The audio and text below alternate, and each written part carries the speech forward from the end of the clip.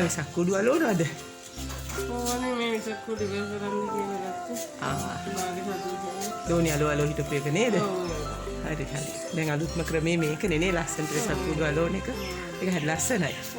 හරි හරි. නිකන් කාලය වැය කරන වෙලේ වෙසක් කුඩු අලවන ගමන් මම මේ පුංචි අදහසක් කතා කරන්න හිතුණා. පහුගිය දවසක කොච්චර දුරට ගැලපෙයිද දන්නේ නැහැ. නමුත් ඒක කියන්න ඕක අමාරුවෙන් හරි අහගෙන ඉන්න ඈ. හරිද? හරි. කරන විදිහත් ටිකක් පෙන්නන්න කොහොමද මේක කරන්නේ කියලා. හරි. මේ කතාව කියද්දි මේක මිට කලින් වෙච්ච දෙයක් කාටද කිල්ල බඳ නැහැ නංගම් මනක් කල්පිතයි ඈ. මේ අරයට කිව්වා මෙයාට කිව්වා නෙමෙයි අරයා කළා මෙයා කිව්වා නෙමෙයි. නමුත් මේක හරි මේ ඊයේ පෙරේදත් ඒ වගේ පුංචි සිද්ධියක් වෙච්ච නිසා මං හිතුවා මේකත් කිව්වා නම් හොඳයි කියලා. මේක දවස් ගානකට මේ මාස ගානකට මේ අවුරුදු ගානකට ඉස්සෙල්ලා වෙච්ච සිද්ධියක් කියමුකෝ. ඔන්න එක පවුලක ඉන්නවා. හරිද? තාත්තයි නෝනයි තාත්තයි අම්මයි දරුවෝ 3 දෙනයි. හරිද? මේ තාත්තට සහෝදරිය දෙන්නයි අයියයි අක්කයි ඉන්නවා. මල්ලි තමයි මේ සහෝදරයා. හරිද? මේ සහෝදරයාගේ අම්මත් ජීවත් වෙන්නේ මේ සහෝදර මේ පිරිමි කෙනා ගාව මේ තාත්තා ගාව මේ ගෙදර. හරිද? කොහොම දැන් ඉන්නවා ගෙදර ඉන්නේ කවුද එතකොට?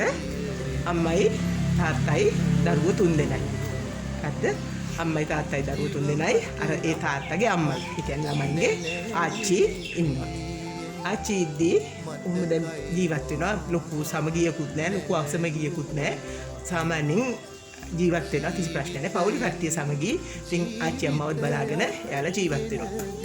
කොහොම ජීවත් වෙද්දී කාලයක් කතන්දරයක් නෙමෙයි මේ අතතාවක් ඈ කතන්දරයක් කියනවා වගේ කිව්වට දවසක් මොකද වෙන්නේ මේ පවුලේ අයට වෛරස් එකක් හැදෙනවා. වෛරස් උණක්. යන්තම් පොඩ්ඩක් අමාරු වෙන්නේ. මේ වෛරස් අමාරුව හැදලා තියෙද්දී මේ කොහොම ඉන්නවා දැන් දෙන්නෙක්ට විතර හැදෙනවා. ඒ හැතරේ මේ අම්මට ආච්චි අම්මට වෛරස් උනේ ටිකක් ලොකුවට එනවා. දැන් තාත්තලා ඉන්නවනේ සාමාන්‍යයෙන් හැමදේම නෝනලා ගෙන්න අහලා කරන්නේ. ඉතින් මේ නෝන තාත්තා ගිහිලා නෝනගෙන් අහනවා මේ ඒ අම්මට ටිකක් සනීප නෑ වගේ අමාරු වැඩි වගේ මේ බෙහෙත් චුට්ටක් අරන් දුන්නා නම් හොඳයි නේද කියලා.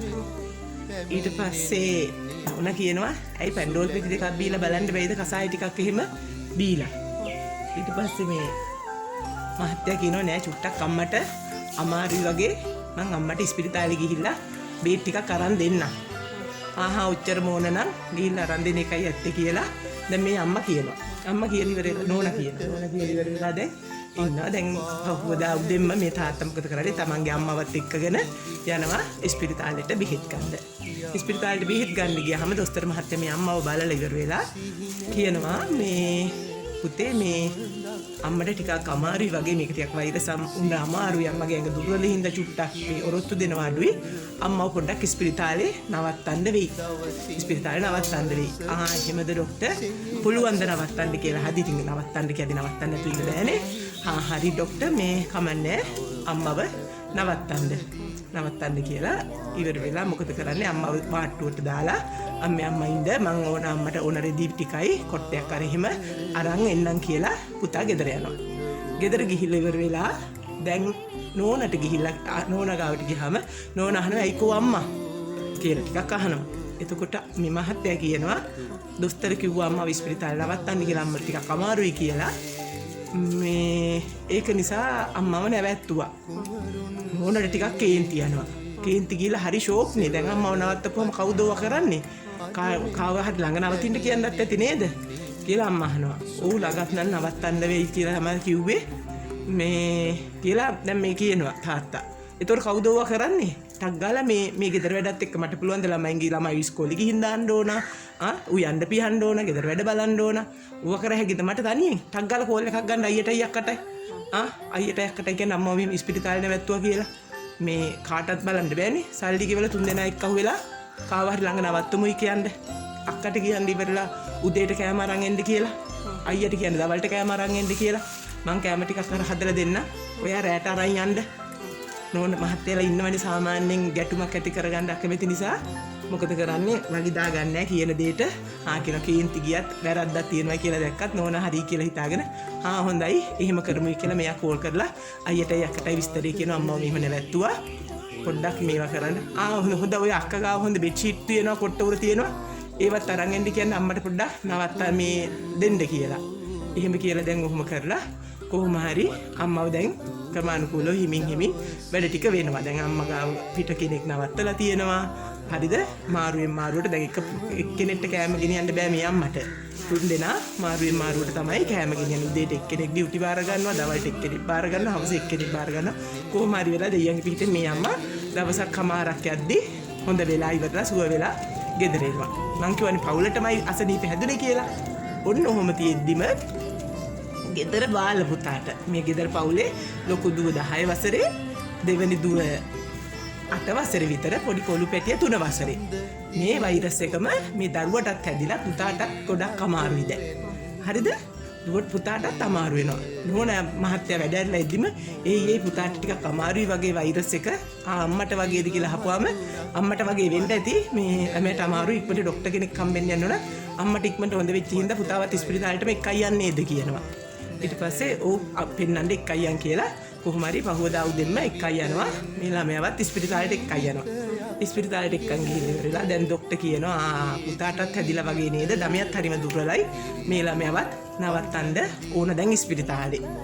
එතකොට දැන් ඉස්පිරිතාලේ නවත්තන්න ඕනයි කිව්වහම මේ අම්මා තාත්තට කතා කරලා කියනවා එයි මං දැන් මේ පුතා ගාව නවතින්න ඕන, අමාරුයිනේ ළමයට. එතකොට මහත්තයා නිකන් අරකට මතක තියෙන හින්දා අහනවා එතකොට ගෙදර වැඩ කරන්නේ කවුද? ළමයි අනිත් ළමයි දෙන්නගේ වැඩ. පිස්සු දේව ඕන විදියකට ඔයා කරගන්න. මේ මට මේ ළමයව දාලා ඉන්න පුළුවන්ද? මේ ගෙදර කඩෙන් හරි ගෙනල්ලා කෑම කන්න. ළමයි දෙන්නට ඉස්කෝලේ යන්න පුළුවන් නම් ඉස්කෝලේ යන්න කියන්න, නැත්නම් ගෙදර ඉන්න කියන්න. ඔයත් පුළුවන් නම් නිමාඩුවක් දාලා මේ ඉන්න මේ ළමයව මෙහෙම දාලා ඉවරලා මට හිටියයි කිය මම ළමයා ගාව නවතින්න ඕන. අර මගේ අල්මාරියේ හොඳම බෙඩ්ෂීට් තියෙනවා අර තට්ටුවේ, කොට්ටෙකුත් අරන් එන්න, රෙදිත් තියෙනවා එතන අරන් එන්න. මේ තුන් වේලම ගෙදරින් මොන හරි කෑම හදන් එන්න, අපේ අම්මටත් පොඩ්ඩක් ඇවිල්ලා ගෙදර නවතින්න කියන්නේ කෑම ටික හදලා දෙන්න කියලා ඕන් දැන් නෝනා කියනවා. මහත්තයාට හිතෙන් හැටි ගෑණියේ ඔහොම නොකරන් මගේ අම්මාට කියලා නේද? පුතා වුණාම එකම සිද්ධිය වෙන්නේ ඉස්පිරිතාලේ කෙනෙක් නැවතිලා ප්‍රතිකාර කරන්නයි වමනාව. අම්මට අර එහෙමයි. කවුද මේවා කරන්නේ? ගෙදර වැඩ කරන්නේ කවුද? අරයට කියන්න, මෙයාට කියන්න, අම්මව බලන්න 17 දෙනෙක් ඕන තමන්ගේම පුතාව අසනීප වුණාම කරන්න ඕන තරම් එයාට ඉඩ තියෙනවා, කාලය තියෙනවා. එතකොට නේද? එතකොට අපිට මොකද්ද හිතෙන්නේ?